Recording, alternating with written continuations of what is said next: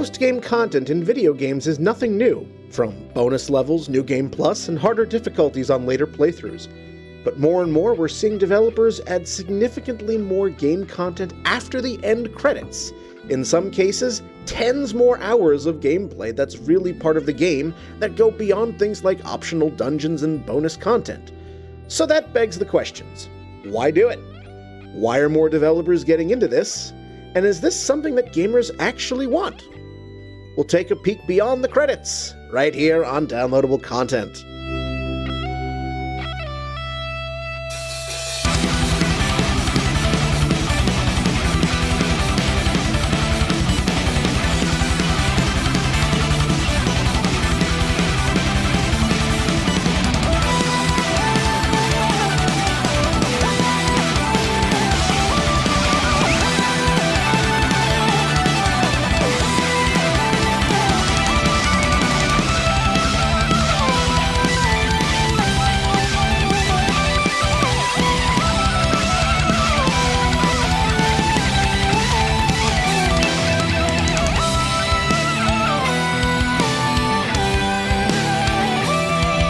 Hello everyone, welcome to DLC. I'm Brian, and with me we have Veronica. Greetings. And we have Spencer once again. Howdy. Yes. So we're saying we were without Ryan for this. It's almost the same as the panel for the series opener, but here we are. It was nice to have Ryan back. It's so sad we had to bury him in this shallow grave in the backyard. I know. It just, he posted a shitty hot take on a game and he died for it. That's the price you pay. Don't get involved in fandom, people. It'll only kill you. He said he liked the horse armor DLC, and we had to put him down. We had to put him down. Yeah, well, unfortunate. But yes, we're going to be talking about post-game content. But before we dive into the episode, just want to remind everyone that every single episode of DLC is on our website, dlcpodcast.com. Each episode is also found on iTunes/Apple Podcasts, YouTube, and Spotify. So all the different ways to get downloadable content into your ears. Just don't dig too deep with the Q-tips. That's bad. That's very bad. Don't want any lasting damage. So. All right. So yes, on today's episode, we're going to be talking about post-game content. Now, specifically, we're not talking about paid DLC. We are talking about stuff that's already in-game.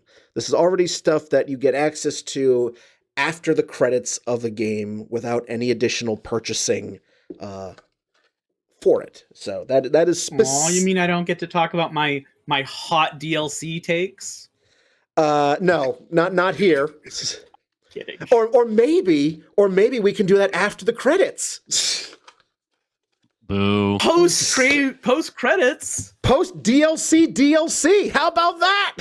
Only with a lifetime subscription, of course. That's the only way you can get to it.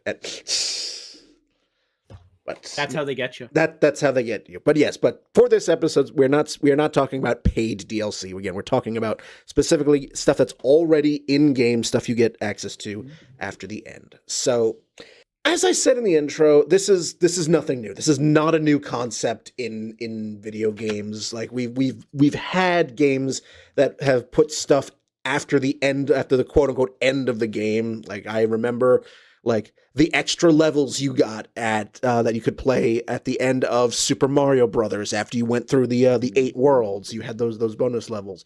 You have the extra quest in Kirby's Dream Land for the Game Boy, where you could play the game again, but at a much harder difficulty. Second quest for Zelda. Yeah, I was gonna say like the Master Quest. There's New Game Plus in Chrono Trigger, where you can go in and after you've beaten the game the first time, there's for 11 more endings. So there is so many different varieties of post-game content that they have explored over the last 40 years. Absolutely. It's not a new idea. And this is something that that's just been with us. It's a way, I mean, especially for the older games, when they were a lot of them were arcade based and needed ways to keep you feeding quarters into the machine. Some of that mindset carried over into those older consoles where developers needed a way to keep you engaged. But the commonality between all of those things is that they were all optional. They weren't required as part of the gameplay experience. There's with very few exceptions, at least in my memory, in my own personal experience, stuff that existed after the credits were not central. They were not really required. You could when you got to the credits and you finished the game, you still had a complete experience. You could put the game down and move on to something else. Something that I have noticed in more recent years is just like the narrative, like especially in narrative heavy games where you have what you think is the end of the game, and then there is still a whole third act. There's still like dozens more hours of game to go. Which again, complete personal opinion here, I think is kind of excessive, because in the way my brain works is when I see the end credits of something, my brain goes, okay, that's it, game over, I can move on to something else. When you find out there's, like in the case of like Dragon Quest XI, there's 40 more hours of story. There's 40... I was gonna say, where's the post game start in that game? Because there's 4 different endings. Yeah, like I remember talking about Dragon Quest XI as a game of 3 halves, and then like even a much more recent game, Hollow Knight Silksong. There's a whole like 20 additional hours after the credits, which is vital. It's part of the main story, like. And that third act of Silksong, to me, like it feels very similar to the final post-game section of Undertale, where both of those are integral to the narrative of the game, but a lot of people probably bounced off and never got to see them. Yeah, like if to me, if you're going to have an entire narrative third act or fourth act after you roll credits, after what you think is the end of the game, I mean, like that's an emotional, at least that's an emotional dip. Like, I've never played through a game going, oh, I can't wait to see what's beyond the credits. Like, once I see the credits, I feel like I'm done with the game, and it's really kind of a strange feeling to continue to have that drive to play more game after you think the game is ended. Again, that's just me personally. So I'm closer to your end of the spectrum on that, but I reached out to a couple of my friends before this episode just to get some other opinions, and almost everyone who is younger than us that I talk to, let's say more than 5 or 10 years younger than us, all of them talked about how post-game content was incredibly important to them. Interesting. A lot of them felt that the game cheaped out if it didn't have post-game content. They felt like they were losing something that to them was a big part of what they enjoy about games. Ah, well, that's an interesting perspective, and like for the 3 of us old shits on this panel, like I'm very well aware that we're kind of we've aged out of the target demographic at this point. I know that. I'm not stupid, mostly. But I'm always the target demographic. I don't know what you're talking about. that's right. I forgot, Spencer. That's right. You're the alpha and the omega. That's right. The world revolves around ladies and gentlemen. Remember, we have the Spencer-centric model of the universe. I forgot about that. I'm sorry. I was going to say, I'm sorry, my liege. How can you not be in the top? How can you not be in the target demographic? Spencer is ageless. He was here before. He will be here after, and he will be continuing to speedrun long after we're gone. Yep. That's right. Mm-hmm. Yep. I would speculate that part of the reason why a lot of younger people that post-game content is very important to them, or at least it's something that they became more used to doing, was achievements becoming more prominent in gaming, becoming a more prominent thing where a lot of people take pride in completing all of the achievements for a game, and that gives them an incentive to complete post-game content after the credits roll because there are achievements associated with them, and that is a motivating factor for them. For them, the game, for some of them, the game isn't over until they finish the achievements. The credits rolling has nothing to do with that. Besides the achievement you get for rolling credits, of course. Yeah, yes. But that's if our motivation is to complete the game, for me, it's often to see the complete story. When you hit credits, it feels like that's the end of the movie. That's the end of the thing. That's that breaking point. But if that's only half the achievements, you're nowhere near done if that's your motivation. And you don't have that dip in motivation at that point. But once again, at this point, I am speculating as to the reasons that I would think of for this, why this became more prominent, and why we see more post-con content now.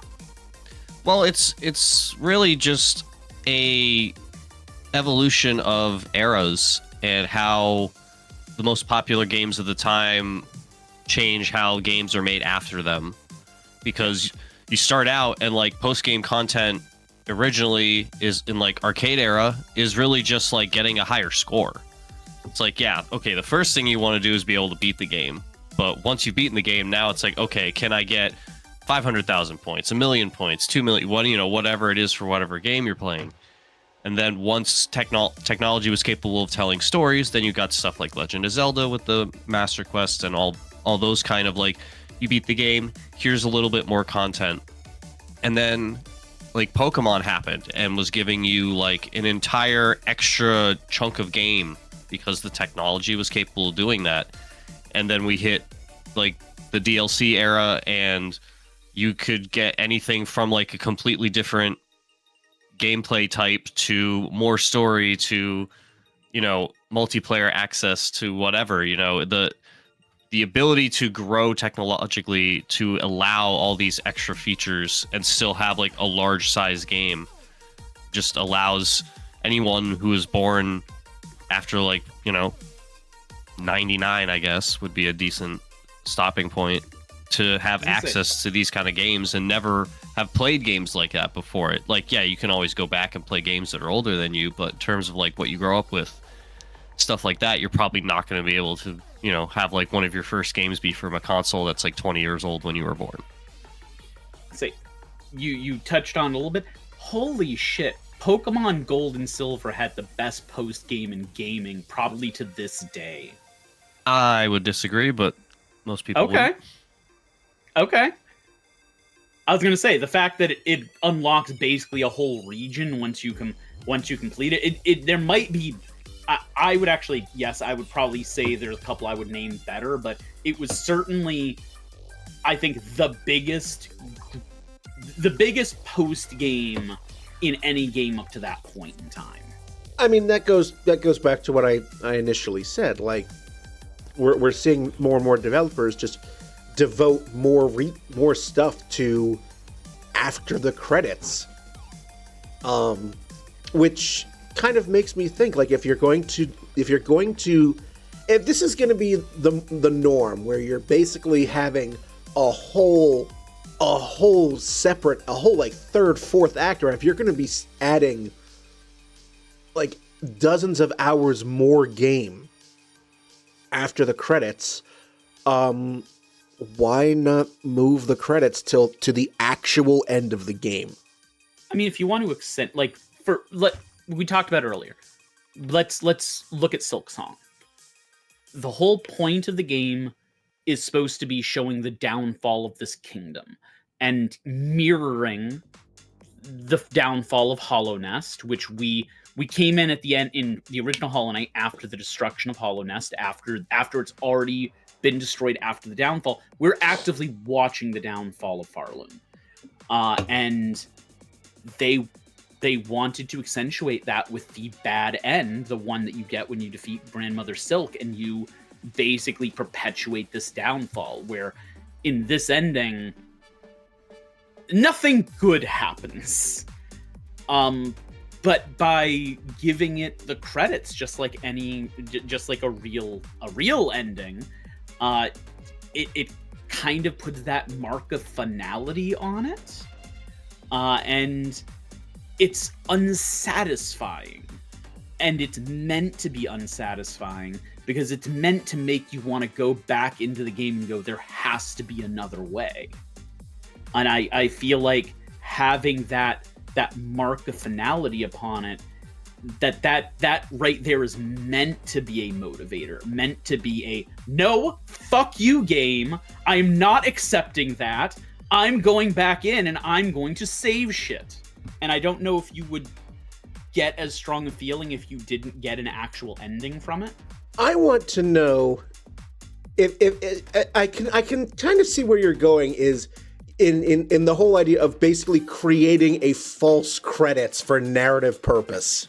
But I would love to know for those people who when they see credits just go, okay, that's it, there's no more game. I'd love to know how many of those players don't even know that there is an Act 3 to that. That's the risk you run.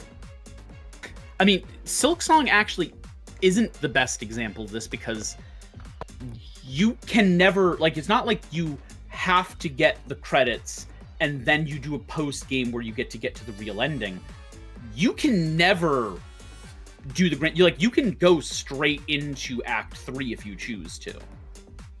Like, you can do all the stuff correctly and never get that ending. So I definitely agree that it is post game because I think most people would get that ending. But strictly speaking, it's not. It's not like, to give a different example I used earlier, it's not like Undertale, where you have to get the mediocre the mediocre ending, the neutral ending, before you can go on to the pacifist end. So you have to get that ending before you can go on and get Act 3. Silk Song, you don't. You can just move straight along through it. Yeah, I mean, you'd have to have a pretty good idea. You'd have to do, because there's extra stuff that needs doing to get to Act 3 in Silk Song, and it's not easily apparent. Mm-hmm. Well, that's the balance, though, really, is understanding how much of the game's resources do you want to dedicate to something that you're risking people not even playing.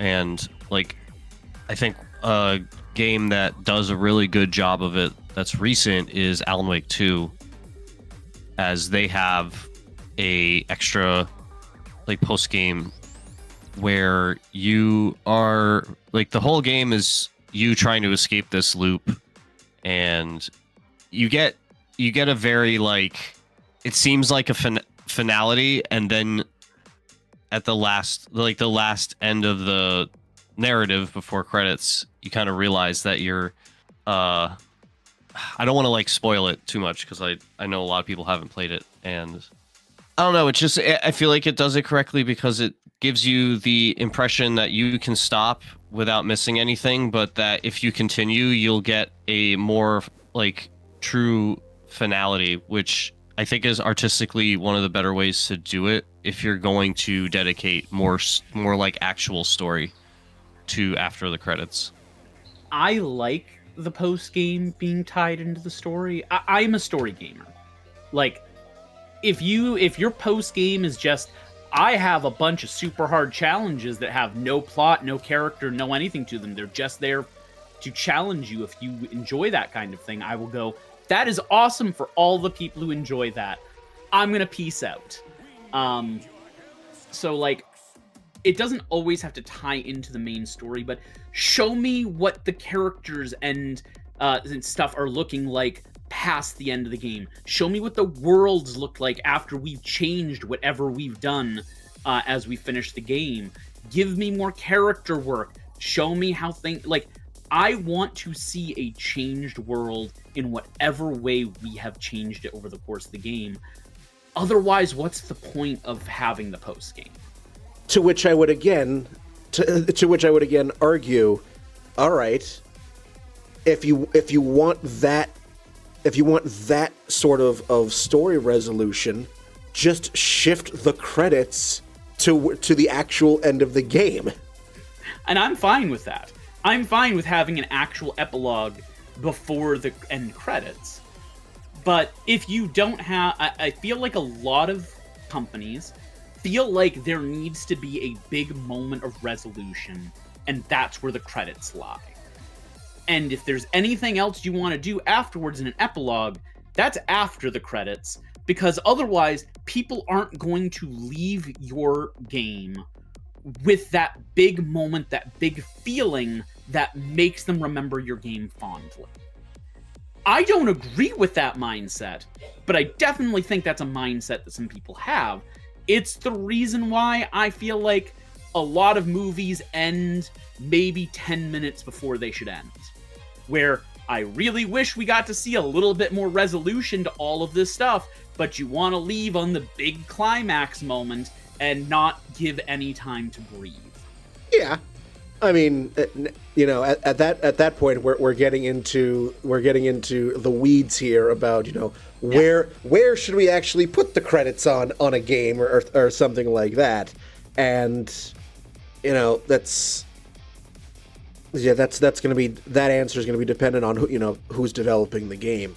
But like, what's another one? Hades, the first Hades game. You get the credits after you finally beat Hades for the final time. And then, then you realize there's so much more after that. There's a lot more after that. But it's, there you're talking about, okay, what happens after you've done it, you've broken free, and now the rest of the Pantheon notices. But once I saw credits, because of the amount of time it took me to get to the credits in Hades, I was done.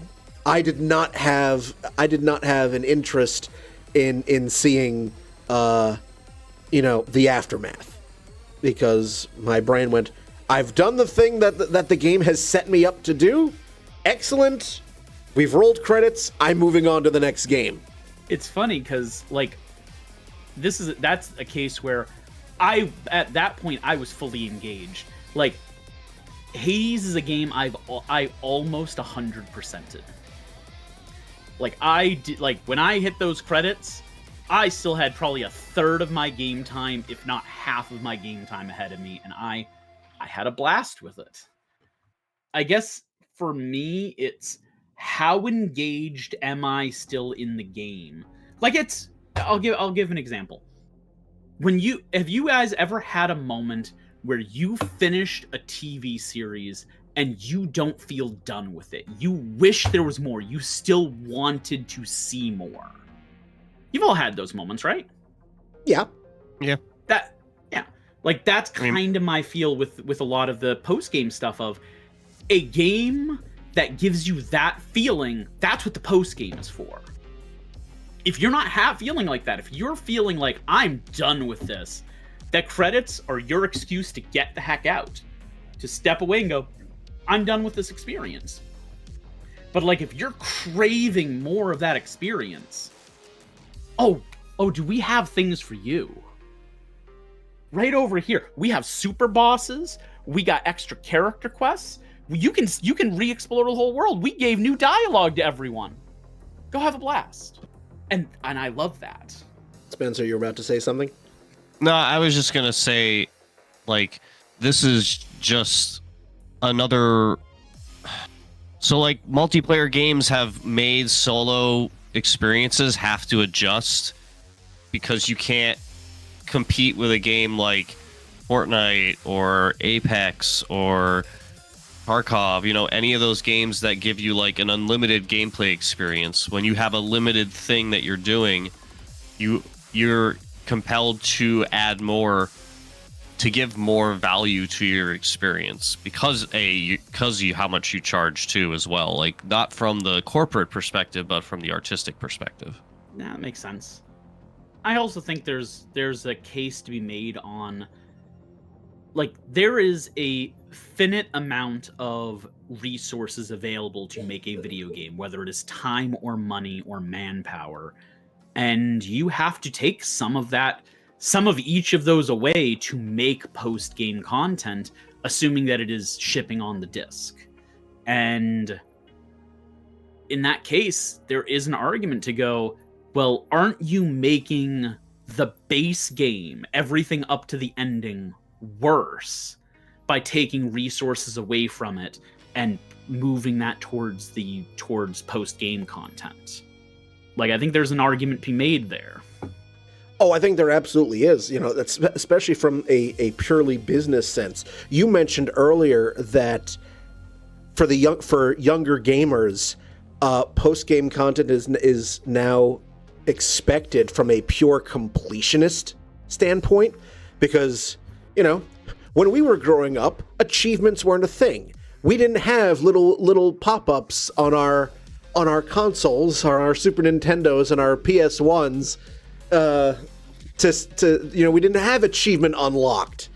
Now occasionally, it means, again, elder millennial yelling at cloud. It feels you kind of get the feeling sometimes that, you're going through a game and you're trying to check off all of the boxes. Like it's that little dopamine hit of, ooh, I found the next thing on the scavenger hunt. Yeah. And that's a big thing for some people. That is a big part of why some people play video games now, is that dopamine hit from achievements. Oh yeah. I mean, and that's a perfectly valid way to play video games. I'm not gonna argue against that. But to your point, it now means that post-game content is the expectation rather than the norm. Whereas my preference as a 40-year-old geriatric gamer here, whereas my preference would be, take all the stuff that you're going to add, that you were going to put behind the credits, and actually intersperse them into the main game. We are now at a point in our lives and in video game development where this has now kind of become the expectation. In a shockingly respectful and tasteful Reddit thread, that I know, shocking. There's a Reddit thread that talks about, do gamers really want post-game content? And the responses and the viewpoints are so richly varied. And one of the posts, one of the comments in this thread, by user The One True Chuck, says, I think that the reason why you're seeing this grow more and more prevalent is very similar to how you see New Game Plus popping up everywhere, including games where it doesn't exactly fit. People generally have reacted so positively to post-game content, and in many times expected, especially within JRPGs specifically, that devs are probably at the point where they feel that they have to have post-game content. In the rare case of it being a large company, it's reasonable to assume that the publisher is pushing it for the same reason. It's a trend, and unlike a lot of other trends, it's a difficult one to back out of, because the easiest criticism is, quote, they took away post-game content in a series that previously had it, or they couldn't be bothered to do post-game content, which then easily morphs into because they wanted to sell us DLC. It's kind of like how Marvel Cinematic Universe made one of their signature hooks, the multiple mid and post-credit scenes, to the point that if a movie in the MCU only has one, people are disappointed, and they're expecting them now on any superhero or high-budget action movie at this point. Unfortunately, the genie is out of the bottle, and rather than a pleasant surprise or treat, it's rapidly becoming an expectation. Yeah, well, it's just going to be ebb and flow, because when it becomes expected, then people, like developers, will start to be like, oh, I can twist this by not doing that, and having this just be it, and once the game ends, the game ends. You'll probably see it more so in the indie space for a while, and then like one big budget game will do it, and then everybody else in the industry will copy suit. So it's like, I feel like give it some time, and it's going to change. Also, you still have games that don't have it, and I've seen like one of the major ones that I saw complaints for not having it was Breath of the Wild and Tears of the Kingdom. I saw people complaining that there wasn't post-game content for these games because it is so expected of open world games to have post games.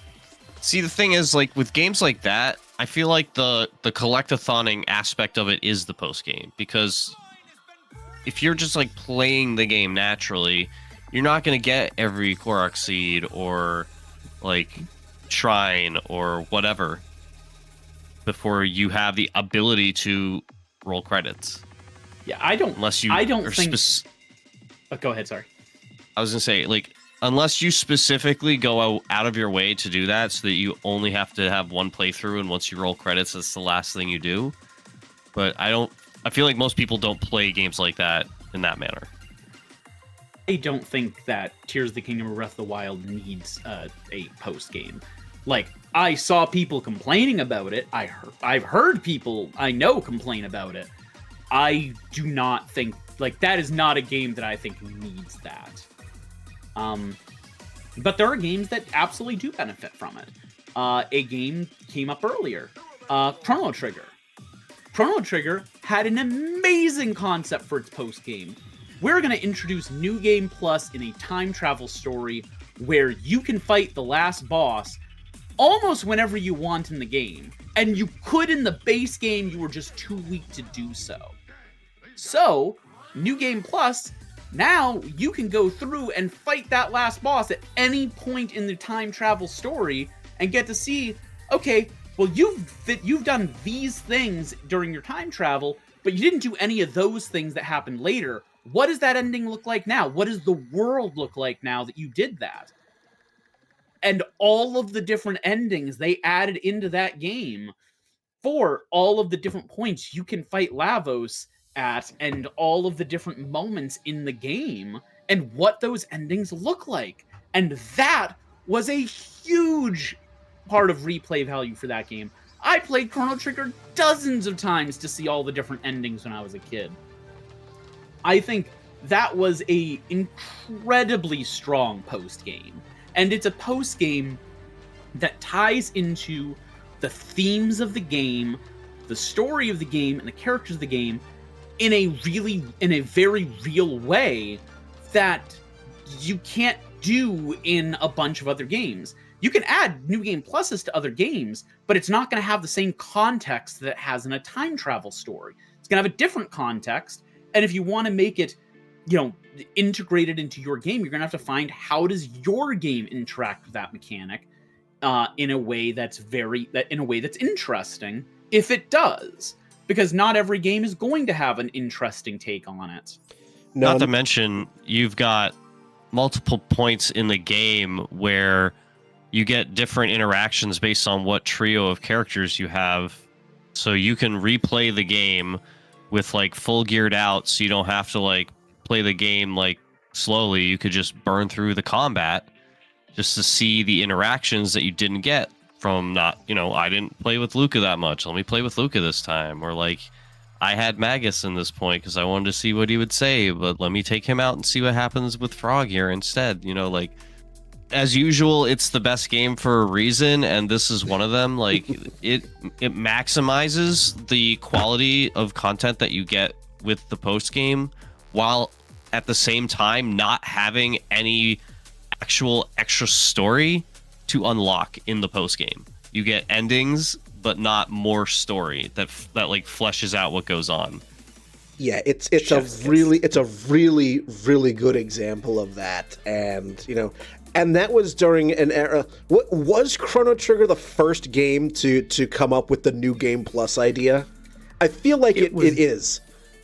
It was not. It was very early, but it was the first one to do something interesting with it unlocking a bunch of new endings and things like that. I used to know what the first game was, and I do not remember it off the top of my head. It wasn't Chrono Trigger, though. Okay. I want to say it was a Ninja Gaiden game. That sounds right. All right. Well. No, it not only did it do it like right, it like what Ninja Gaiden did wasn't like as interesting or relevant as what Chrono Trigger does, and like what Chrono Trigger does is set a entire new style of gameplay that every game now uses in some way, shape, or form. Usually not as well. I think I could be wrong. I think the game that actually did it was the original Megami Tensei game.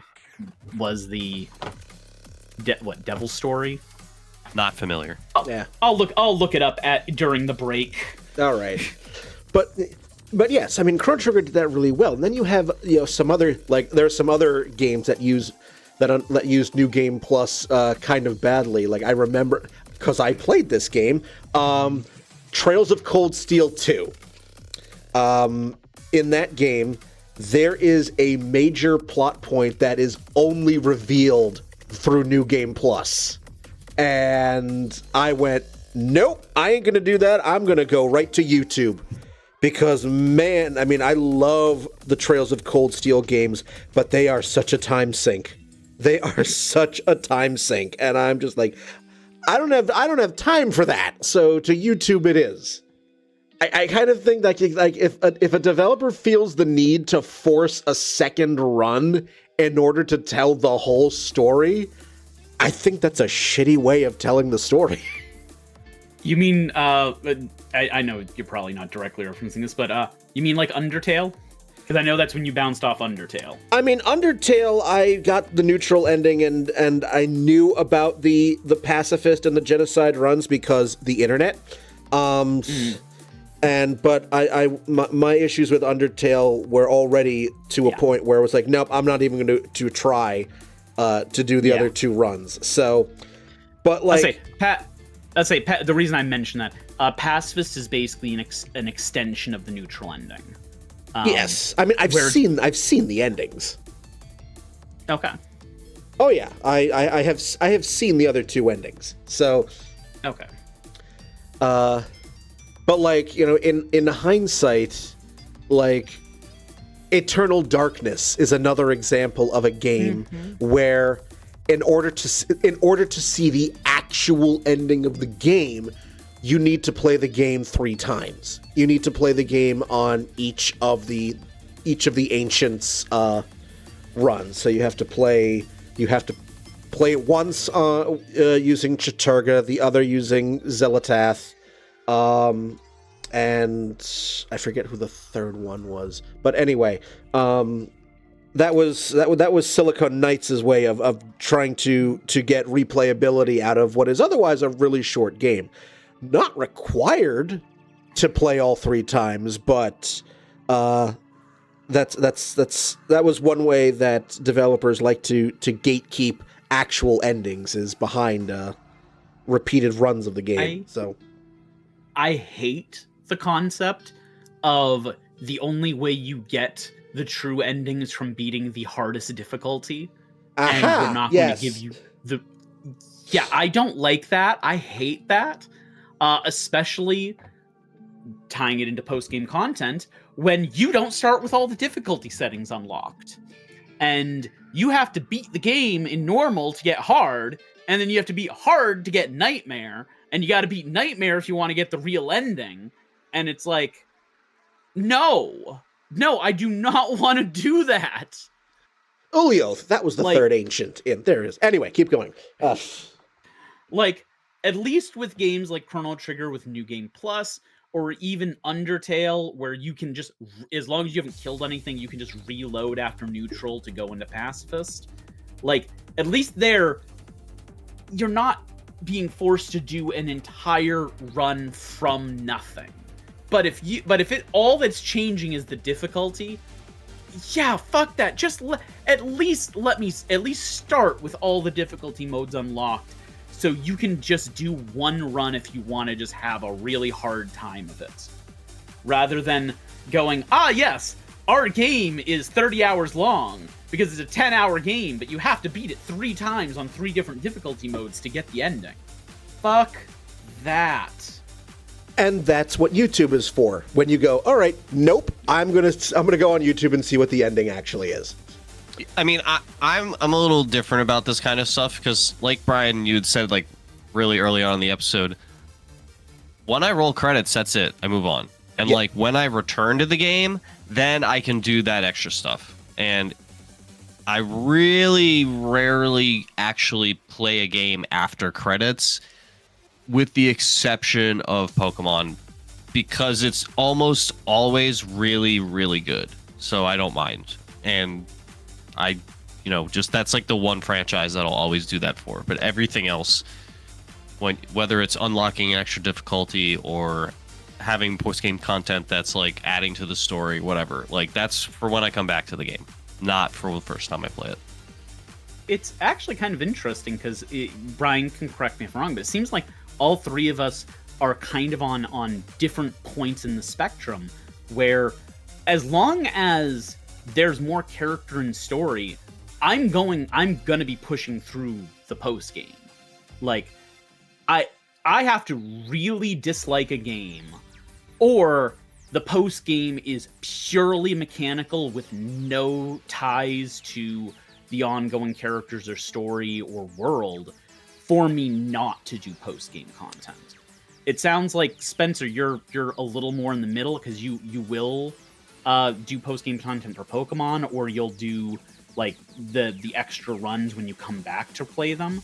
And then Brian, you can correct me if wrong, it seems like you're more on the end of just like, I'm done, I'm just putting this down. Yeah, like if you're like, particularly for games where there is a bunch of extra narrative post-game stuff, I would just simply rather you take that that additional third act or whatever and just stick it in the main game. Because once I see credits, my brain goes, that's it. That we're done. Okay. I would just much rather see, I would have much preferred to see, going back to using the Silksong example or the Dragon Quest XI example, I would have much rather seen, that third act before credits, because for me it's hard for me to get back that emotional hype when I see credits and then realize there's so much more game to go. It feels kind of like a letdown. Like, really? There's more? Like, you built all of this up and rolled credits, but there's actually more? I thought I was done. How you feel about post-game content is how I feel about post-game DLC.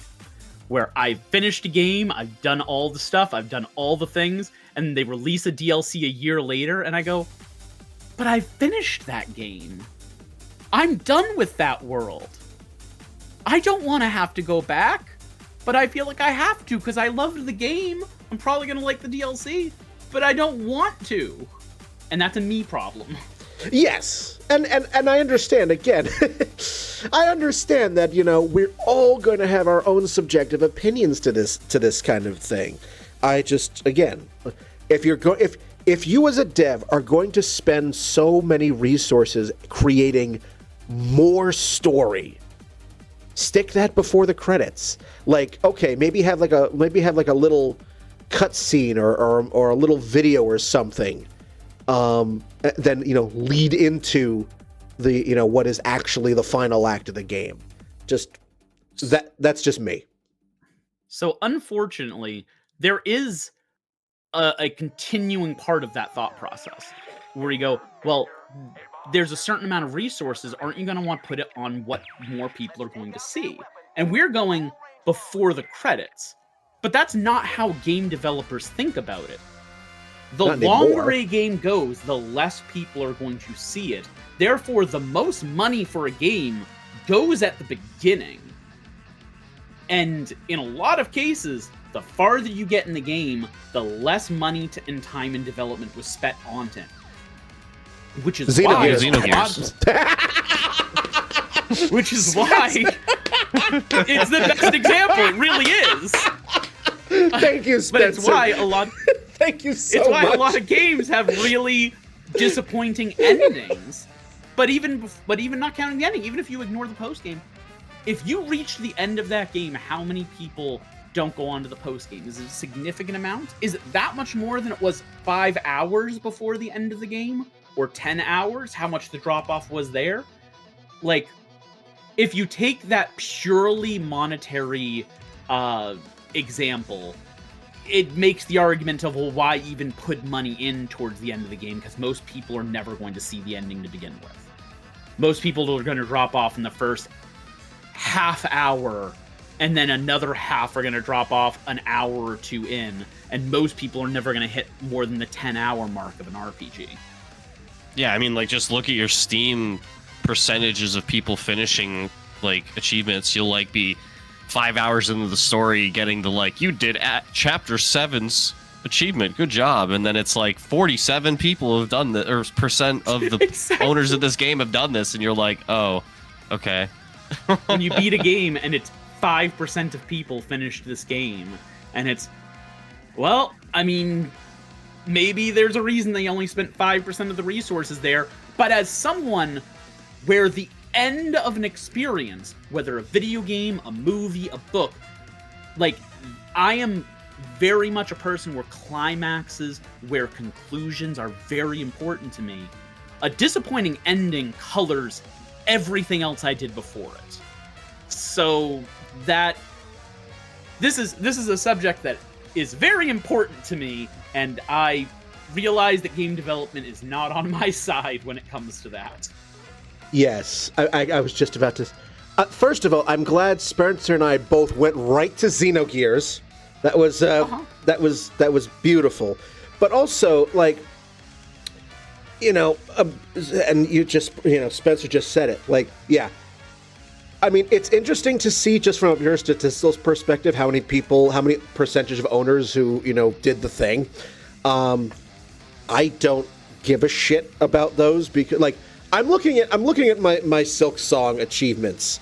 You know, for the 82 hours or whatever that I plunked into the game, I only unlocked 2/3 of the achievements.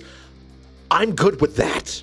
I mean, we all know this. I'm not a completionist. I do not. My metric for game completion is not. I don't play games like a scavenger hunt. I just don't, and that's, you know, that's fine. You know, to each their own. Same. To each yeah, Ocarina of Time ruined that for me. I was like, ever since the spider killing, it's like, no, I can't. I'm done doing hundo. Nope, never gonna be on. I just like there's always something that's just so tedious, and you're just like, oh, let me spend 5 hours doing this thing that, like, I'm only doing so I can have everything. Like, yeah. I could be 5 hours into the next game that I haven't played with the, like, 50 trillion games that are out every second. Like, you know, there's going to be another 10 games that release while we're recording this episode. Yeah, no. How much I completion a game is highly based on how much I liked the game. Because, like, I almost 100%ed Hades, and I was doing that on purpose because I didn't want to put the game down. I did 100% Stardew Valley before the 1.6 update. Like, there are games where I will 100% and I will do everything because I loved the game and I really wanted to experience all of what it has. But that is not my goal in most games. Most games, I pick up, I play, and I put down, and I move on. So for me, that really comes down to how much did I love that game. And then there are games that I'm never going to because I'm never doing the Pantheon of Hollow Nest. Fuck you, Hollow Knight. Hollow Knight, you're one of my favorite games of all time. Top 3. I adore you. I've done everything else. I've done all of your hard battles. I've done the Path of Pain. I've done Nightmare King Grim. I am not doing a 40 boss rush. I'm sorry. Yeah. I'm just not. Yeah. So just it's you know, insane. Just there. I mean, we all have games. I mean, if I ever 100% a game, it means that it is probably one of my top favorite games of all time, because I never do that. Like, there are so... Metal Gear Solid? I've never... I mean, is Metal Gear... I mean, I'm like, what is defined as a 100% Metal Gear Solid run? Like... 1? Yeah, 1. Like, what is defined? Because... Let's see. There's no, like, dog tags that you have to get. I think it would probably just be all difficulties. Yeah, all difficulties, all items. Both endings. Okay. As well. Yep. Both endings, which are impossible to get on a single playthrough. So you'd have to... So you would do one with one difficulty and one with the other. Yeah. And then, I mean, if you want to get really, like, pedantic, you could say, like, all items. Like, all unique items. Yeah. Yeah. But other than that, one specifically would be pretty easy to do. Yeah. And which I just think just by just playing the game, that's not really a hard thing to achieve. Now, if you're a monster, like if you're a complete monster, all codex. Oh. But that's only if you're a monster. Yeah. I'm not gonna make any. No. I would say that would be part of it. In a Resident Evil game, I would say getting all the files would be one. Oh yeah, that's a pretty easy one. Well, that like tracks too. Like there's usually like a list that you can pay attention to. With codex, there's not. There's no. Like the later games, like 3 at least has like a visual representation on the screen when you've gotten all codex with that specific channel. But like, there's no like, here's a list of all the codex in the game. Like when they unlock, you'll see it. Like no. Nope. So like, but yeah, that's Metal Gear as a series is not very good with post game and 100%ing anyways. Yeah, like Metal Gear Solid. It's you play the game, you reach credits, done. You're done. There's. You have the short little, like after credits dialogue, that extra twist that Kojima likes to throw in at the end of the game, but that's really it. So pretty much like rankings is the only thing in Metal Gear that is like decent for what you could consider post game, since it's something you can't earn in one sitting. Like each playthrough would have to get its own rank. Metal Gear is kind of a poor choice. Also, if you were trying to, you don't have achievements in the first couple of Metal Gear games. The first 3, yeah, because you had PS1, then you had 2 and 3 on PS2, and then Metal Gear Solid 4 was the first one that actually had achievements to it. Yeah. So, and that Metal Gear Solid 4 is just like, we're showing. Let's see how we can make every character wear the most skin tightest clothes as possible. So, Yeah, that game is a mess. Yeah, that game. We don't talk about that game. But steering us back a few quantum leaps to the discussion at hand here. So again, we're not talking about paid DLC. The last thing I want to talk about for this half is. Actually not. I'm going to save it for the second half. There you go. I'm going to save that. We needed to have the post-game content. Oh, well, this is your roll credits. Yes, we'll roll credits. Well, we're going to actually roll your intermission. We will. Well, no. Then I have one more thing. Since we had brought up Metal Gear, I feel like it is probably one of the worst series beyond post-game stuff, because it doesn't give you anything extra. You have like 5 to 6 different difficulties. Some of them are extremely easy, some of them are extremely difficult.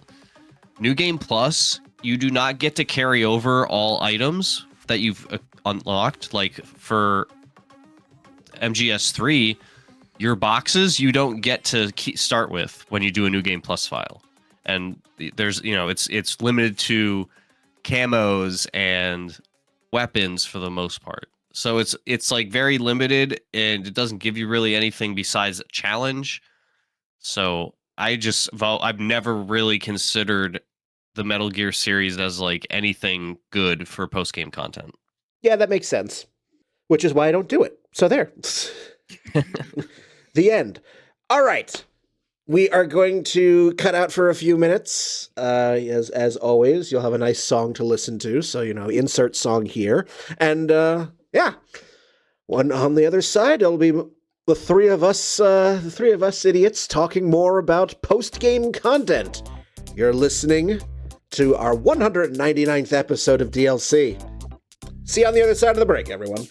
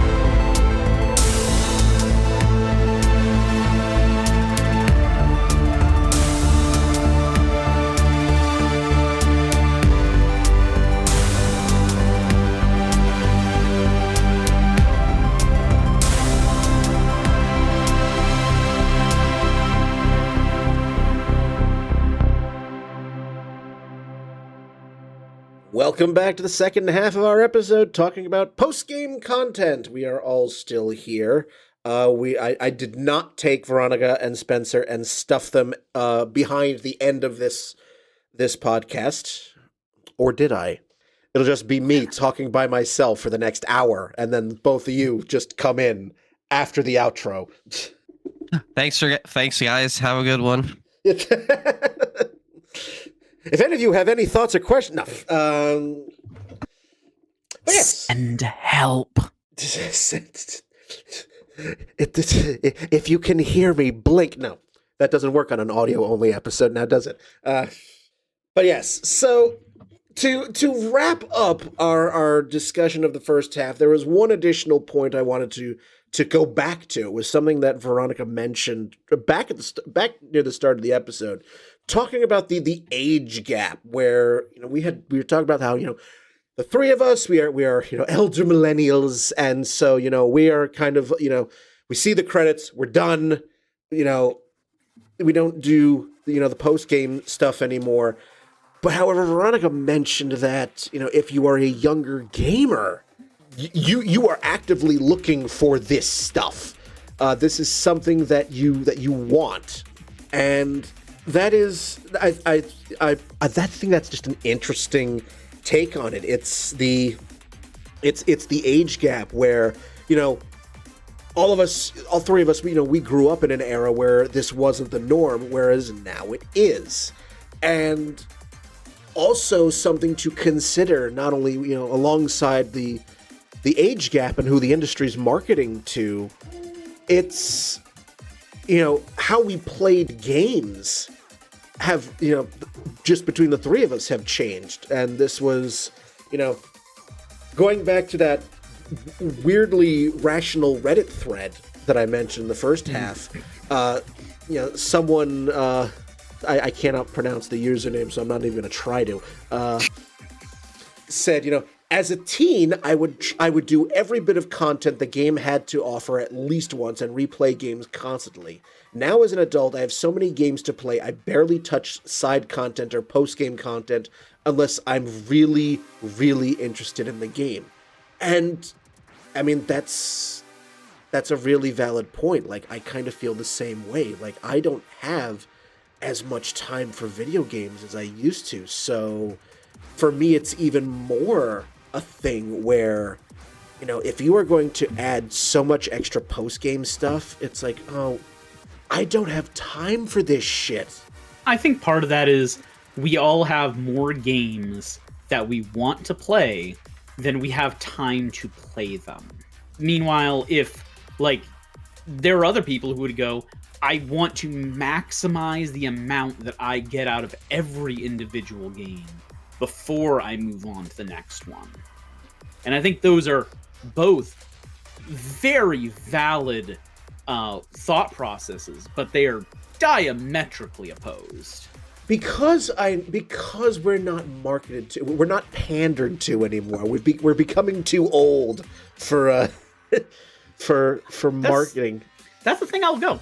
Are we though? And I'll mean it by this. I feel like, games are the biggest media industry, and I feel like we're at the point where gaming has more than one target demographic for its games. It's not like every game is trying to appeal to a single demographic. I definitely don't tell that to everybody everywhere. I do think that if you are going to generalize, a lot of games are targeting the early 20s as probably the target demographic, early 20s or late teens. But I could name a bunch of modern games that I would go, those are not trying to appeal to the younger people. They're trying to appeal to people like us. Hell, Alan Wake 2 wouldn't be a thing if they were just trying to appeal to people in their teens and 20s. I'm not saying they can't enjoy that game, but that's a sequel to a game that's decades old that definitely has more of a mature storytelling theme to it, and the story it's trying to tell. And it's a story they're trying to tell about people who are older and about struggles they have. I definitely think that Alan Wake 2 was designed more to appeal to people like us, and then it's an incredibly good game, so everyone can enjoy it. I'm not saying that there are exceptions to every rule. Yeah. It's just that, by and large, yes, you're always going to find exceptions to that, but I'm just saying, you mentioned at the beginning that you reached out to some people and you mentioned that, for them, post-game content is the norm and is expected, and I would say that's probably because they have the time to do that. They have the time to play that. whereas I and probably a lot of other adults, especially a lot of us gamers who are now, say, parents, for example, don't. No, absolutely. You were 100% correct. Like, when you're still in school, you got a lot of time to game, assuming your parents let you. When you're in your early 20s, when you're not working, you probably have a lot of time to game if that's your main hobby. Like, you don't have a lot of other responsibilities yet, generally. So yeah, those are the people who are going to try to get as much as they can out of every game they have, and, you know, just decimate that game. Meanwhile, yes, for us, like, I get through between 10 and 20-ish games a year. I miss those days. And yeah, and I'd like that number to be higher. And I'm shooting for it to be higher this year. But, like, yeah, if I spent 100 hours in every game that I play doing everything available, I probably would get through significantly less games every year. Or you just spend all year playing Xenoblade Chronicles like I did. There you go. That's coming. I think that's going to be 2027 is going to be Xenoblade. That'll be all of 2027. That was 120 hours for me. Oh, man. Like, I miss the days. Like you said, I beat 10 to 20 games a year. That was my rate when I was a teenager and when I was in, like, college. Now I'm lucky if I get through 5.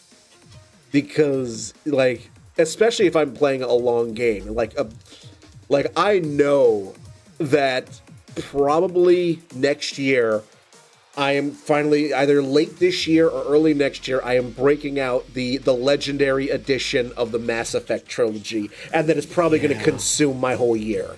Especially because that includes all of the DLC that I refused to pay for, not refused, couldn't because I was a broke college student.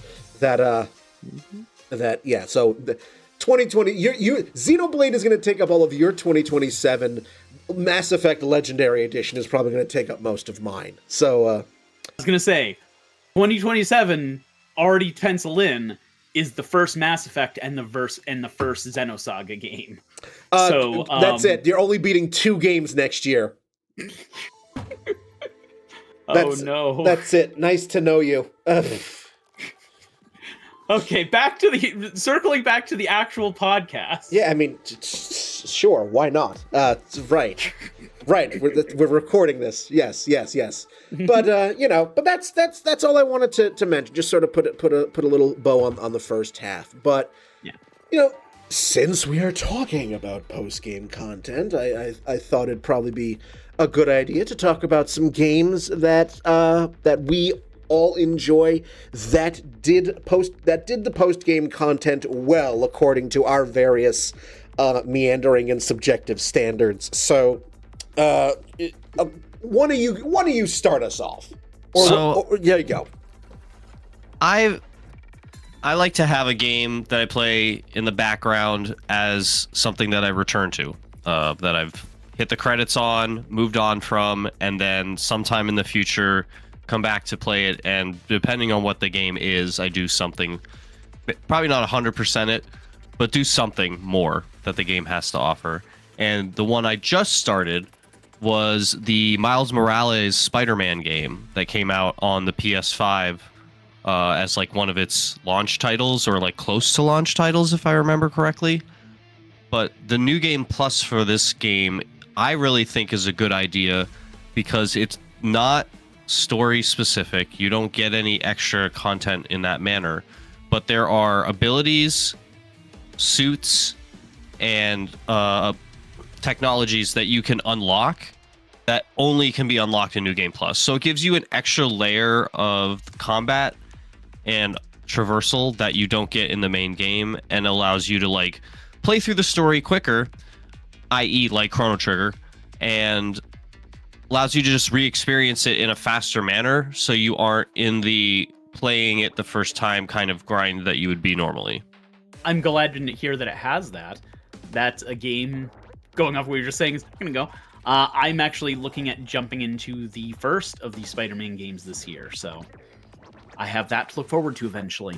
Yeah, I blasted through all 3 games when Spider-Man 2 came out. I got the Spider-Man 2 PS5, played the first one, then played probably about 75 to 80% of Miles Morales before 2 actually came out, and then I jumped into 2 immediately. So ignoring my obvious bias for all things Spider-Man related, these are really well-made games, and ignoring the general anti-malaise of people who just don't like anything anymore.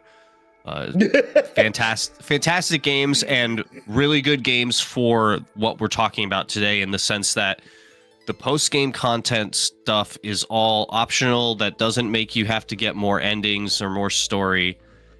You get small bites of stuff, but nothing that's oh man, here's 15 more hours of game so I can get the real ending. None of that kind of stuff. And it's things that you can return to the game after beating it and not feel forced to do it in the moment, because you're gonna forget everything, and when you come back to the game, you're gonna not really remember how to play the game at the level you were playing it at when you were playing it the first time. So they all have a very good job of allowing you to either do it right away if that's your thing, or come back to it later and do it when you feel up to returning to the game. Okay. I'll say I picked up the Miles Morales one when I got my PS5, and that came with the original, at least the one that I got did. So yeah, it's the remastered edition of the first one. Yeah, exactly. Because the first one was on PS4, if I remember correctly. Yep. So I have those to look forward to, and I'm hoping to get through the first one this year. So I will keep that in mind, that there's some good post-game once I get to Miles Morales. Okay, I suppose I will move on to a game. This is probably my favorite piece of post-game content. Not that I think it's the best, but because it kind of shows all of my issues with the base game. And that is Octopath Traveler. Have either of you two played Octopath Traveler? I've played probably the first few hours of it. So, I really like Octopath Traveler. The game is gorgeous. I enjoy the stories. But one thing I don't enjoy is the fact that almost none of the characters interact in the entire game. Because every story is siloed, and other than a couple moments where another character makes a cameo, where they would whether you had them in your party or not, almost all the stories, it doesn't matter who's in your party, it doesn't matter who you've picked up, it doesn't matter who you have, because every individual character's story is siloed to itself, is just on its own. Except for the post-game content, where there's a super boss that ties all of their plots together, and because you have to have completed every character's story before this, the game knows you have everyone, and you finally get to see all of your characters interacting with each other, having conversations with each other, joking with each other, as they're working through this mystery and dealing with this final villain who's been manipulating everything from the shadows. And it shows exactly how good this cast is together, how good all of these characters are when they're allowed to interact. And it shows exactly what the fuck I've been complaining about the rest of the game. Because Octopath Traveler would be a perfect game if the characters actually had interactions before the end of the game. But because they don't, that is such a major flaw that it hurts my enjoyment of the game in a fundamental way. And this post-game content where you get to see it all for a couple hours, working the way it should have the entire time, makes this post-game so fundamentally better than the rest of the game, but it just accentuates exactly what I had issues with for the rest of the game. Does that make sense to anyone who hasn't played it? I get it. I get it, yes. I understand. Sorry, got a little passionate there. You? Passionate? Piffed. Do you got a game? Do you have a game you'd like to talk about, Brian? You want to take over? I have one. I have a couple, but I will. You know, I don't want to blow my wad so quickly here. So I'll start with one, in which that I really enjoyed. It's completely optional, but these are side stories that allow you to make good use of all of the freaky shit that you acquire during the game, and I'm talking about the DLC stories, the additional stories for Control. for Control, I don't remember if they're paid DLC or not, because the version of Control that I have was the Ultimate Edition, so it came with and I Foundation and AWE. Yeah, I don't know if those are they were paid for the original game, and then they got batched in with the Ultimate Edition, which is what I played and what I think you played. Yes, so I did not pay additional for this, as it was already included in the game. So that's my story, and I'm sticking with it. The two. I mean, that is a. Pause for 1 second, though. That is actually a really important point here. Of a lot of DLCs become post-game content for later versions of the game, which is such an interesting marketing decision. Like, why? Like, okay, I understand that in the like in the realm of paid DLC, this is stuff that they made after the game, which again, that goes against my original definition. But if the first time I'm playing this game, that content is already included in the game, how does that change the definition? But anyway, that's an interesting point. It's like the Mass Effect Legendary Edition. Like, all the DLC that was originally paid is now part of the game. So, whatever. Again, we can only talk about what it is in the moment. Yes. Absolutely. And so since the version of Control that I played was the Ultimate Edition, I am using that as, hey, this is already part of the game, because I did not pay extra for it. And I love these two side stories because, again, they are not, I mean, obviously they are related to the base game, obviously, but you do not need to play them. They are completely and utterly optional, but I love how they supplement not only just the main story, but also, you know, if you are someone who, does not really play a whole lot of post-game stuff, or even if you do, like, we all have had that feeling of, you finally learn the super cool ability that can decimate an entire everything, only just in time for you to only be able to use it, like, in the very last moments of the game. Mm-hmm. Which is the most frustrating thing. Yes. So, with these two additional side stories, the Foundation and the AWE, you can use all of Jesse's cool late-game abilities here. It's like, oh. Yeah. Let's have some fun. And you're going to need to, because the enemies have scaled to that point. So it's like, And most importantly, in the Foundation DLC, you can get cat ears. Oh, yes. That is your criteria. If you can get cat ears, game of the year, game of the decade. So that's your criteria, right? I'm a simple girl. Give me cat ears. That's a simple anime girl. Give you cat ears. Well, the other thing that's interesting about all of the Remedy games that do this, because this is something that Alan Wake 2 does as well, is like, it's not, this content is available in the middle of the game. It's not like something that is adjacent to the game and you do, like, from the screen menu, play this DLC content.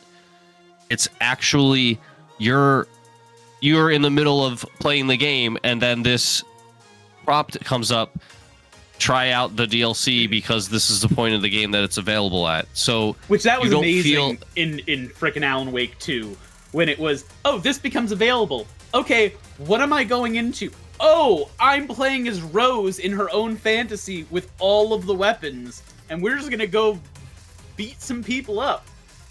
Holy shit, was that fun. I will say, that is not actually fully true for Control. The AWE DLC is available mid-game, but the Foundation DLC is true post-game content. You have to have completed the main story before Foundation opens up. Right. But they do have that available. The first one, like you said, yeah. Yes. But yeah, like, so the Foundation side story I've really enjoyed.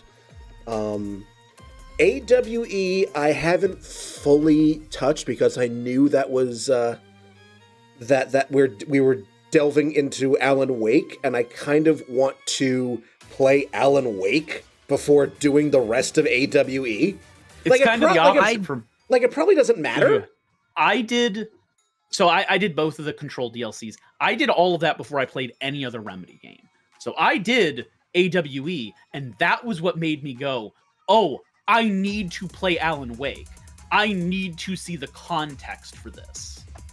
I liked AWE way more than I liked Foundation. I'm pretty sure when we talked about it before, that you liked Foundation a lot more than I did. Not that I disliked it; it was still good, but it was a couple steps down for me. But yeah, that's one example of post game. That's one of my personal faves is the Control post game stuff. So that's just give us more Control. That's what we need. And we're getting a whole other game. I was gonna say, funny you should mention that. It's as if I'm looking forward to playing as Dylan. It's gonna be a good time. It's gonna be a good time. I'm just looking forward to whatever Poets of the Fall gets to do for the song for the game. Absolutely. I cannot wait for that to come out. That's that'll be very, very exciting. So yeah, that is my first game thrown into the ring. So if anyone has another one they want to throw in, be my guest. Yeah. I was thinking about this like yesterday because I was gonna play some Tekken. I'm playing Tekken for the first time, and I was just thinking overall about how fighting games are really an extremely unique way of having post-game content, because you can only beat the game with one character at a time, but you get different story beats and endings for each character when you beat the game with them. So it gives you a really varied and like well thought out way of taking advantage of post-game content in a genre you wouldn't really expect, because story's not a huge focal point of most fighting games, even the most established ones. Mm-hmm. That's a really good point. Like, I wouldn't have thought of that as post-game content, but you're absolutely right, it is. And it's all purely based on how much time you want to invest, because you can just crank it down to easy and just fly through the combat and not really make it a challenge, just to see all the different endings. And because you never know at least for most of the fighting games that I pay attention to, you don't know which ending is the true ending until the next game comes out, and the writers decide, like, okay, X character is going to be the one who won last tournament, because it's supposed to stay ambiguous to give them, the leeway to do what they feel like makes the most sense. Also, a lot of times each ending might be completely separate from the others, where only one can actually happen. But sometimes the stories that you get throughout the course of playing it can all tie together. So an example I have for Street Fighter is my series of choice. And in the Alpha series, you will have, okay, at this point, you'll fight this character in this person's story, and you'll fight them in the other person's story as well. It's the same fight, and it just depends on who wins or not. But if you play each of the stories, you can see what's leading each character into the certain battles, because they are actually set up to be in the correct places for both of them. It's just that only one of them continues onward from that point.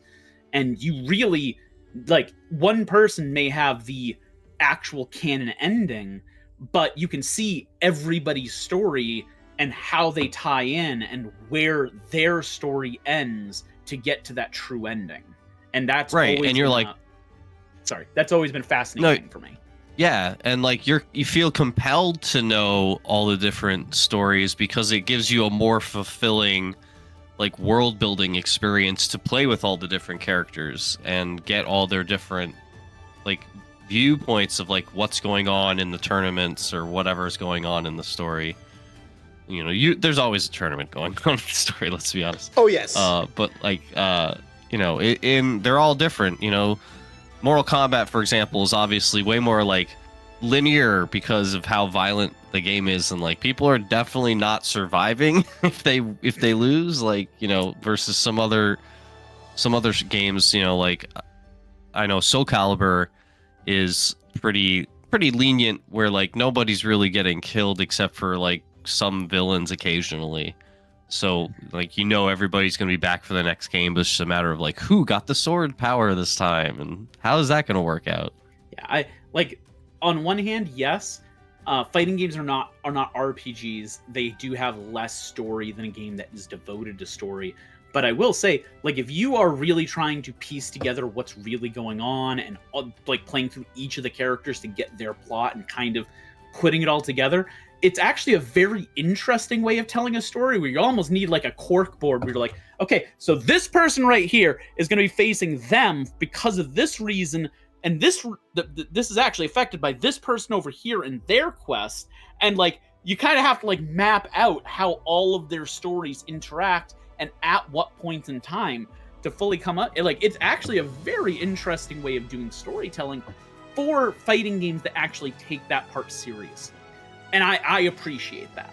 Yeah, no, and I'm looking forward to seeing how Tekken does it. But, you know, I'm familiar with Soul Calibur, and they're both the same, not the exact same, but similar teams with, like, similar visionary people in each game's development. So I assume it's going to be similar, yeah. But I'm looking forward to seeing. I've always been a fan of the storytelling in Soul Calibur and Street Fighter.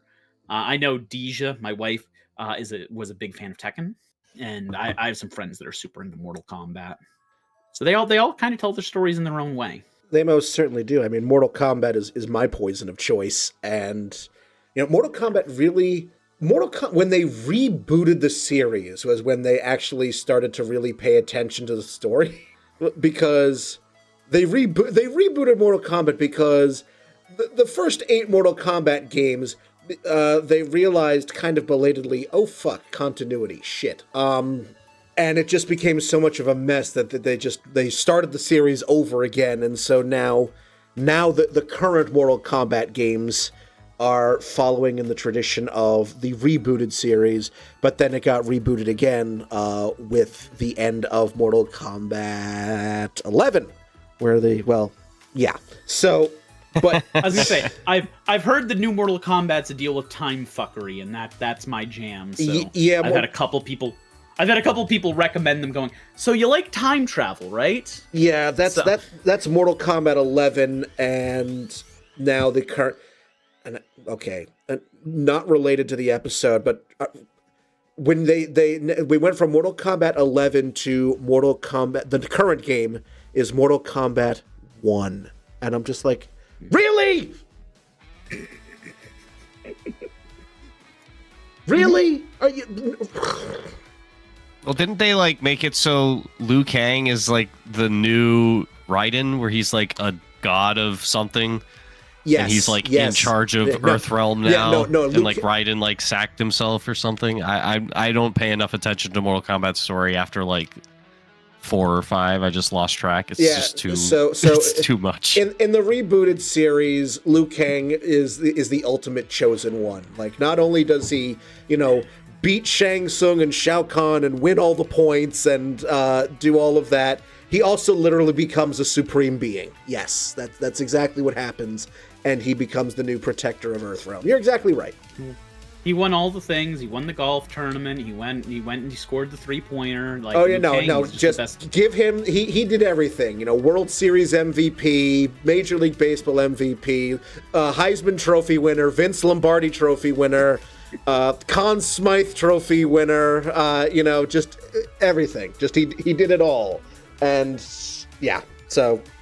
And so much humility. So humble. So very humble. As a trophy chest the size of several planets, but so humble. That's Liu Kang for you. But yeah, no. That's what Outworld's for. Just put all the trophies. Put all the trophies in there. It's just do all of that. So yeah, fighting games. No, you're right. I would not have initially thought of that, but yeah, story's a thing in fighting, and Mortal Kombat went. Oh right, story. Yes, right. We have one. So, I was gonna say that's before I move on to the next thing. That's actually to me, when I was younger, the key difference between like Mortal Kombat and Street Fighter to me was Street Fighter felt more like it cared about its story, but its story was goofy as fuck, and then Mortal Kombat was more like we're here for the fighting game and the mechanics. Yeah, Mortal Kombat was always like, let's see how much gore we can pack in. Let's see how much we can piss Joe Lieberman off. So give them a heart attack. That's what they're trying to do. That's what they're trying to do. That's what they were going for. Mm. Well, also part of their. Oh, I was just gonna say real quick, like part of what Mortal Kombat does too for like New Game Plus content, so to speak, is like learning all the like fatalities and all the different other like fatality-esque like finishers, and because like you're never gonna know all those and be able to do all of them in a single playthrough, so that's just another like additional layer of it that is unique to Mortal Kombat, I would say. Yes. Fatalities, babalities, friendshipalities. Yes. That's not exactly to mention it. like the stage specific ones as well. Mm-hmm. So going from possibly one of the bloodiest franchises into something a little bit more family friendly, I want to talk about probably with Spencer, Pokemon post-game content. I think Pokemon as a series is one of the best when it comes to giving you post-game content, possibly because we all want to catch them all, and a lot of them you cannot catch until post-game. I would say just about all of the games other than Red or Blue have a pretty solid track record for post-game stuff to do, between new areas, new quests, new Pokemon, new trainers to fight. In some of them, entire new areas or regions to explore. Like, Pokemon goes all in a lot of the time when it comes to post-game.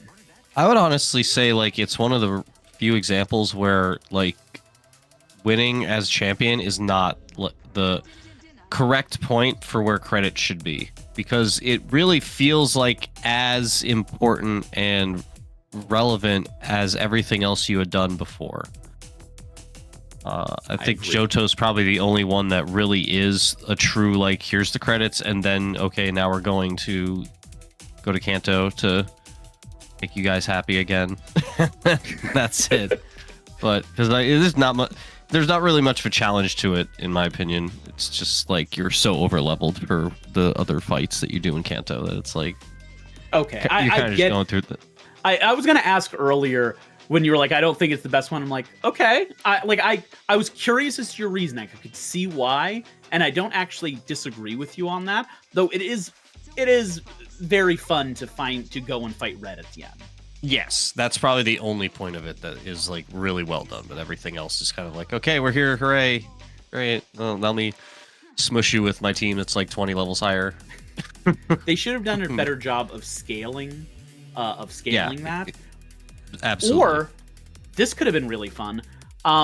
If once you finished Gold and Silver, you had the option to do a New Game Plus where you could start in Kanto and work your way through the other direction. That could have been cool. But obviously that's not what they did. I would not enjoy that, but that's because I have a okay. Not much of a penchant for that region. Okay. Well, we're talking about Pokemon in general. What's your favorite for post-game content? I mean, the Switch ones, they've been incredible. They've really established a like true new foundation of what you should be doing. Being able to catch like all the legendaries that you want to catch that are available if you want to. Being able to do your dex filling if you want to do that as well. Not for me, but I'm not against people who dex. I'm just not someone who does that kind of thing. Obviously, my big thing is just like being able to do all the battle stuff and getting all the battle items and being able to breed your Pokemon to get whatever team you want to make and all the extra items that you have available to you now that allows you to like fix your ability or fix your nature or to max out your level or to learn a TM. It's just all so much easier and smooth and they really 100%. they put in the exact amount of effort in the main game as they do the quote unquote post game. And say what you will about the graphics of it or whatever, but in terms of like every other metric that you would measure a game's quality by, they go like way above what most games do. You don't have to convince me. The Switch Pokemon games are my favorite of the series. It is hard for me to decide on whether my favorite is Sword and Shield or the Let's Go games are my personal favorite versions of Kanto.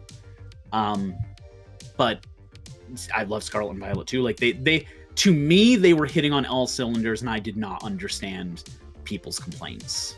But hey. A lot of people just want their games to look like Unreal Engine game kind of stuff, and if it doesn't, then it's bad.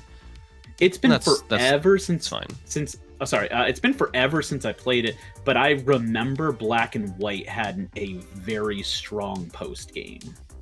Yes, that's why it was my favorite, and probably still is, but I haven't really like sat down and figured it out. But like Legends Arceus to me has the best post game content of any of the like 3D quote unquote Pokemon games.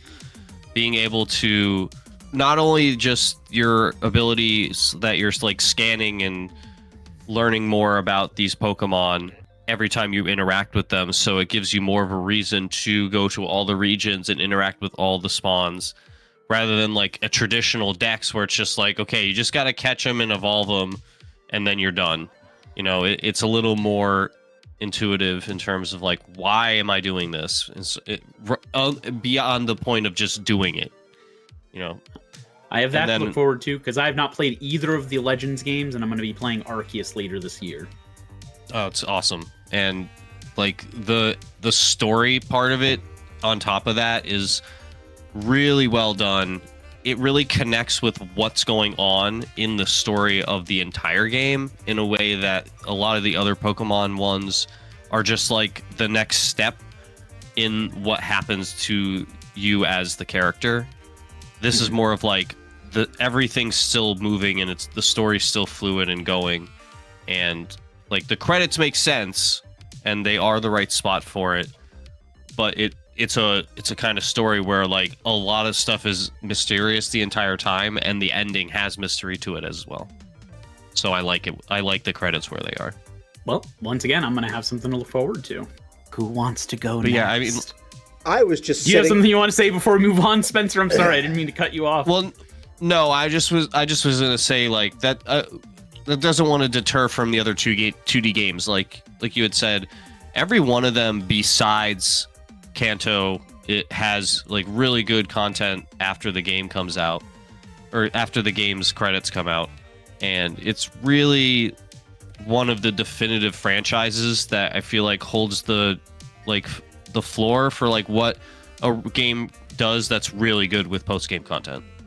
I feel like Pokemon is one of the franchises where I'm not saying every game has to have post-game content, but I feel like if a Pokemon game came out and it didn't have a post-game, that would be disappointing at this point, because it is just such an expectation for the series.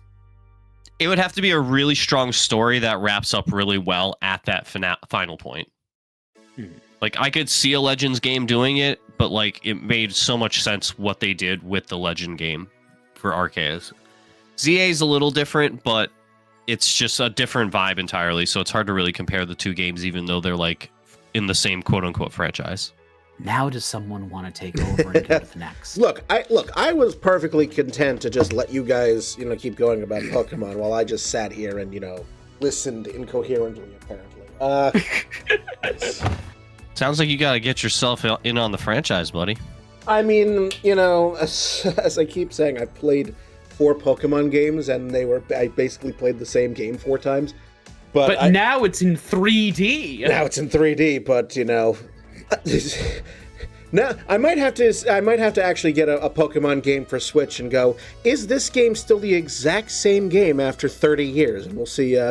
If you play Scarlet and Violet, I'm not saying you're not going to still feel that way, but it is probably one of the more different games alongside Sun and Moon. Yeah, for just breaking the formula. Yeah, I mean, I probably will eventually get a Pokemon game for the Switch and see if I just like I did for the DS. It's like, okay, it was like when I played Red, Blue, Yellow, and then I went, all right, I played the same game. Let's jump ahead. Let me get Pokemon X and Y. Is it the same game? Yeah, it's the same game. All right. But the one last game I wanted to throw in, and again, this is again dependent on when you picked this game up, because originally it did not have this content, but if you wound up later on buying a version of the game that already had this in it, then it's part of the game for you, and that is the BioShock Infinite DLCs specifically. They were initially DLC, but again, if your first introduction to the game was if you got either the complete edition of BioShock Infinite, or if you wound up buying BioShock the Collection, which includes all of the DLC that was ever released for BioShock, then again, your mileage may vary. So when I wound up when I bought BioShock the Collection, this had DLC for BioShock 2 and Infinite that, again, optional, completely optional, but they do expand the story in potentially non-canonical ways, and they were just fun to play through, again, because you have all of these powers and plasmids that you get late in game. So in BioShock 2, there is a side story that is called Minerva's Den, in which you actually are playing as an early prototype Big Daddy. And it just, I am so fascinated by the world of Rapture to begin with, that, anything that allows you to explore more of its seedy underbelly, just, yes, please, give it to me. There's a reason why, as a first-person shooter, which is the opposite of my favorite genre, it still got me to play it. And that's because, holy shit, the world they made is so delightful to see. Oh yeah.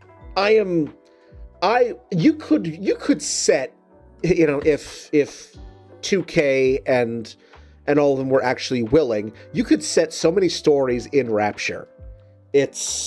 I'm so curious as to of all of the other shit that happened leading up to and after its fall. So BioShock 2, you're playing as an early prototype Big Daddy, and that's fun, because typically, if you're playing just BioShock 1 and 2, you're typically on the receiving end of a Big Daddy. So I say Infinite is the one I'm not as familiar with. I've played through most of 1. I did not get to finish it. I intend to go back to it. And I know the plot for 2, but I know very little of 3 other than it's all about flying cities and patriotism gone wrong. BioShock Infinite is a game that can make you very uncomfortable. And really, like, when I streamed BioShock Infinite, there were people who had watched me play BioShock 1 and 2, but when they got to BioShock Infinite and the very virulent American-style racism, the historically accurate racism in that game, caused some of those people to be like, this game is making me too uncomfortable, I'm out. I cannot watch you play this game. So yeah, it's an uncomfortable play, especially now, but I still very much enjoy it, and BioShock Infinite has some of my favorite bits of post-game stuff particularly with the 2-episode Burial at Sea story, which, again, if you love time fuckery, this is up your alley. Because I've heard about it vaguely. I've been told I will enjoy it. You get more insight as to what led to the fall of Rapture. So, not really required to fully appreciate either BioShock 1 or 2. But if you want some more of that good Rapture goodness with a pinch of time fuckery, then go right ahead. My favorite! Your favorite time fuckery, and there is no cool little time traveling ship to play through. I'm sorry. It's okay. I'm not biased. The epoch, the gate key, time traveling gods, like I just give me time travel. I don't care where it came from. Well, you heard it here time first, travel everyone. Can be in my heart all along. The friends we made was the time travel along the way. That's but it's if you ever just dive into that more. Yes, please give me more stories set in Rapture, please. And I'm so annoyed that we have not had a mainline BioShock game since Infinite, which at this point, so 13 years. 13 years. BioShock Infinite came out in March 2013. So I'm kind of sad that I'm kind of sad that 2K and Irrational Games just kind of dropped the series at that point. Like, there's so much potential here. Like, either Rapture or Columbia. Like, but, I have the same... It's amazing, because usually when you get a franchise like that, it's going to get milked to death. And with BioShock, you just had 3 games, a couple DLCs. With how big and how central that franchise was. I mean, I have the same... Yeah. It's appalling is what it is, Veronica. It is appalling. But we're gonna get a Call of Duty every year. Yeah, we're like I have the same criticism with BioWare. Like, you made 3 massively successful Mass Effect games. Yeah, I suppose Andromeda exists, but that's why we stopped getting them. Yeah, Andromeda killed the series. Thanks, guys. Thanks. Like Andromeda is to Mass Effect as to what Dino Crisis 3 was to its franchise. I know. They could. What I don't understand is why they took one failure, they took it on the chin, and I don't understand why it wasn't, okay, we fucked up Andromeda. How do we come back from this with something better? And not just, I guess we'll move on and never touch the franchise again. Yeah, well, that's a subject for a whole nother episode. But here's the thing. We're complaining about franchises that didn't continue, when typically we are complaining that the video game industry is all sequels and remakes and no original ideas. We can't have it both ways. We either got to accept that our franchises that we love are going to end, or we have to be okay that we're going to keep seeing this stuff forever. Well, Veronica, you forget one key difference. I'm Jewish, so complaining is in my blood. It is as natural to me as it is breathing. As breathing. So I don't care that that us gamers are hypocrites. I'm gonna complain about it. Fair enough. So, do we have anything else we want to add to this pile, or can we call it good? I have one more that I'd like to talk about, or finish talking about. Do you have another one, Spencer, or are you good? Yeah, I have a quick one that we can just burn through. Yeah, go ahead. So in the same light as the Tekken being the catalyst for the conversation about a genre, I had been playing Kirby's Adventure for the first time. That, for those unfamiliar, that is the original NES version of Kirby, his debut release, I believe. I think the Game Boy came out after this one. And it just makes me smile to hear you're playing the game. It's so good. I enjoyed it. I did finish it. I enjoyed it. It was a good time. But what I think is interesting in terms of post-game content for Kirby is, and it's done by a lot of games in that era and the next generation, Super Nintendo, Sega Genesis, where you have a world map that doesn't force you to take every route to be able to advance to the next world map. And thus you have the option to just like play the game normally for the first time, and then on subsequent playthroughs or in the same playthrough, returning to it later, being able to do the different branches and see what other things you have available to you. One of the other more notoriety, probably the best version of it would be like Super Mario World with its extra exits and all that thing. But it's just something that I feel like a lot of those action platformers in those eras really took advantage of and gave you a lot of extra value to replaying the game. Agreed. I mean, I loved going back into Super Mario World after I beat the game and trying to find all those other exits, and especially the super secret world that you get for getting through Star Road. Uh-huh. The special world, so your levels like gnarly and tubular, and those were some of the funnest levels. Yeah, I love the reward too, because then you get when you play the game again, it's like everybody's in like a fall motif where like yes, people have like pumpkin heads and like the leaves are all like fall colors, and it's just like it's not extra story or anything special, but it's just like a nice little reskin that gives some nice visual value to the game. Yes.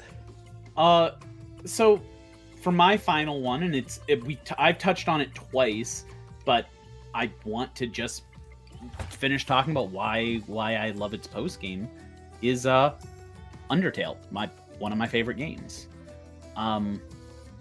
I think it is fascinating how they tie it directly into the main story, where you finish the game, you get an ending, and then the meta-breaking character Flowey pops its head up and goes, "Hey, so you want to get a better ending. You want to make all your friends happy, right?